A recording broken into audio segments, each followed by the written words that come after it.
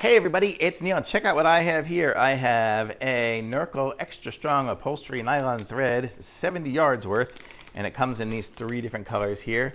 I wanted to sew up some stuff on my backpack, which I don't have here, but because I'm doing some heavy duty stuff through like canvas and all, I wanted to get some thick thread. So if you look at this, this is really thick thread, so this is going to help me do the sewing of that.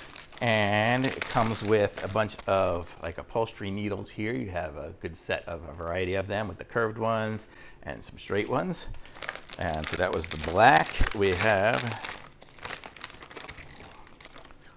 I'm not sure what this is here. I guess this is a hole puncher kind of thing to poke it through to really get it going if you got some thick stuff. And then we have this color here, which I don't know what that is. And then white, is it brown or gold maybe? I'm colorblind, so that's it. So that's what the whole kit includes. So it has your handy needle and all these things here. So I'm gonna go and sew up my backpack to make it work. Sounds good. Thumbs up.